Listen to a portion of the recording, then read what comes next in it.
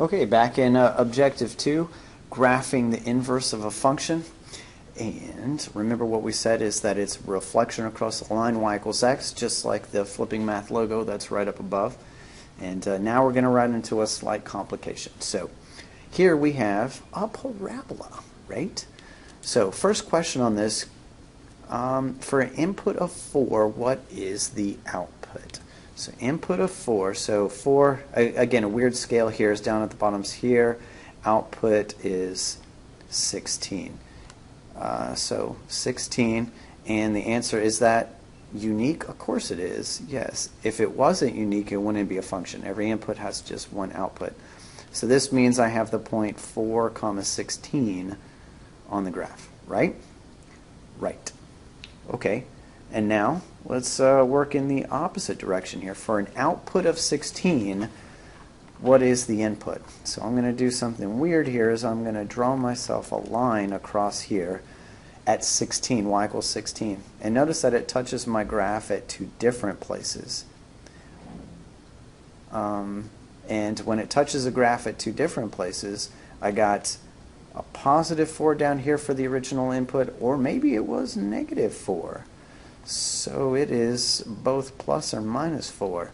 Is this thing unique? No, I get 2 different answers. It's not unique.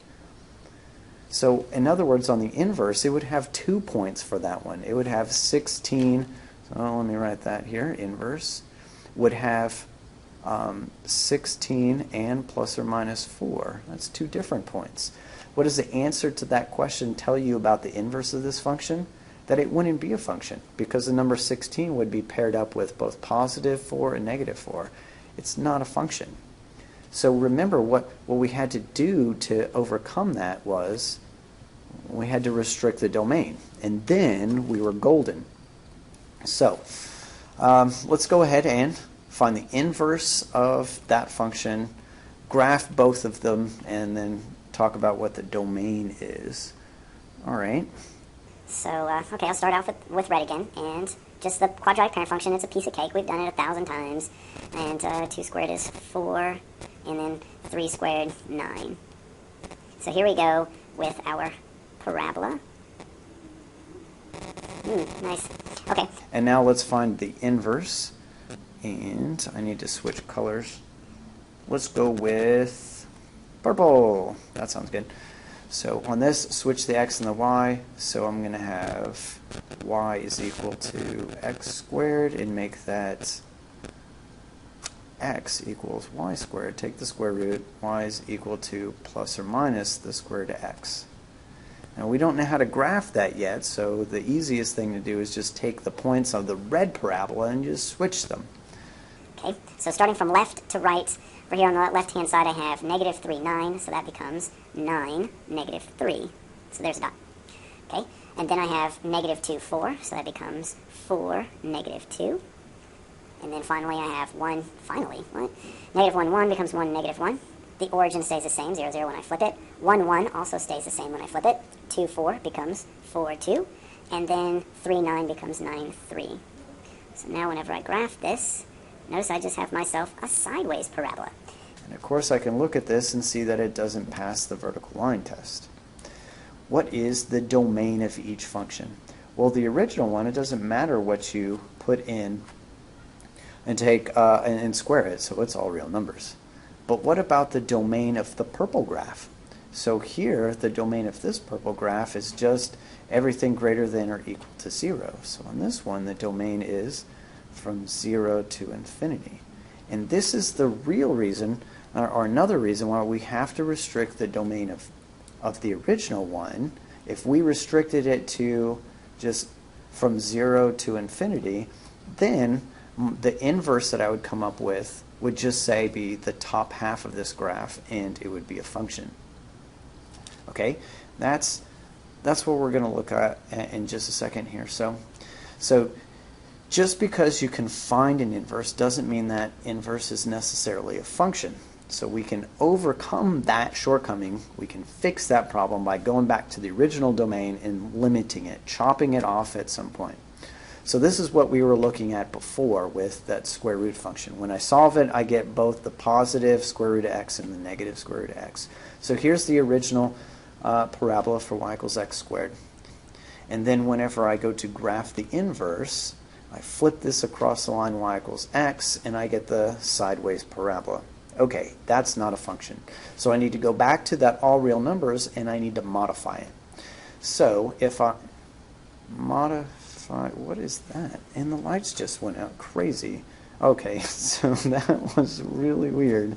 So if I take off the negative ones, it erases the left side of my graph. Okay, and then what that's going to do, whenever I go to reflect it across the line y equals x, it's going to erase the bottom side of the other one. And so here is the graph then of y equals the square root of x. And it is a function. So this is now the inverse of y equals x squared, as long as we're only talking about x being greater than or equal to 0. Or I could have went back and said, oh, I want, here, let's go back to the original graph there, and only want the negative side. So I get rid of the positive side. Now when I reflect it across the line y equals x, that gets rid of the top half, and I'd be left with y equals the negative square root of x. Okay. So, the question is, this is annoying, we can use the vertical line test in order to see if a graph is a function. But what could I use if I have a function I wanted to see if its inverse was also going to be a function? So take a look at these two pictures. On the left-hand side, I have a parabola. On the right-hand side, I have the inverse. The original one passes the vertical line test, so it's a function. The inverse does not, so it's not a function. Okay, so what if I take this vertical line that's right here, and since the inverse is supposed to reflect something across the line y equals x, if I reflect that across the line y equals x, it turns into a horizontal line. And so, in order to see if a function or if the inverse of a function is also a function, I apply this new test called the horizontal line test. So, if I look at the original function, this one over here on the left-hand side, I have a cubic function. It passes the vertical line test, that means it's a function.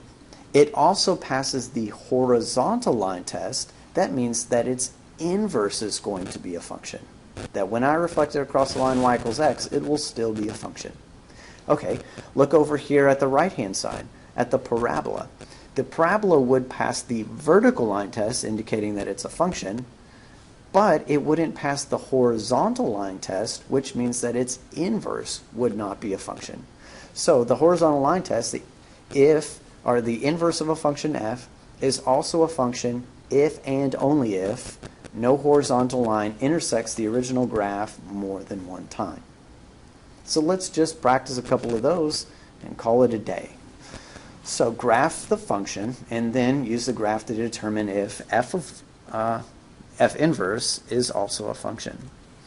So on the first one, I'm not going to use a calculator or anything. I'm just going to kind of just draw a little sketch of this.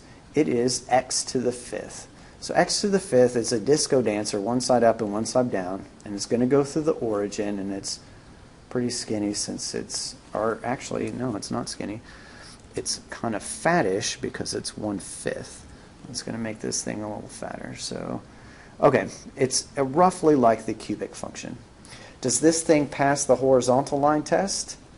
Yes. So horizontal line test, check.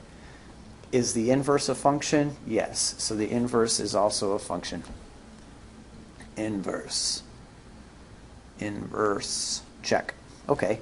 On number 2, it's an absolute value, which is a V shape, and this is moved up 4 units. So I'd have this V shape moved up 4 units. Okay, would that pass the horizontal line test? No, it wouldn't. So horizontal line test, it does not pass it, which means that the inverse is not a function. Okay, and then finally, here I have 2 times x to the 6th. So it should be like almost like a parabola there with x to the 6th. However, we're only wanting the positive side of this. So we get rid of, say, this portion of it. The right-hand side then is all left by itself, and it would pass the horizontal line test, so its inverse would be a function. Okay, so one last thing then, and that is if your graph or your function passes both the vertical line test and the horizontal line test, that means it is a function and it means that its inverse is a function. It is a special kind of function called a one-to-one function. It's called one-to-one function because every input has one output. It also means that every output has one input. And these are the most spectacular kind of functions because it's very easy to work both forwards and backwards. If I have an input, I can get the output. If I have the output, I can get the original input. And that's it for the graphs of these inverses. Let me see if I can think of something to try to drag out the end of this video, make it a little bit longer. Can I think of anything else? Oh. No, that wouldn't, no. What about, no. Let's see, what is the next video about? Next video is about graphing radical functions. That's an application of this. What else can I talk about? Well, I guess that's it. I guess I'll have to go ahead and end this video then. All right, see you in the next one.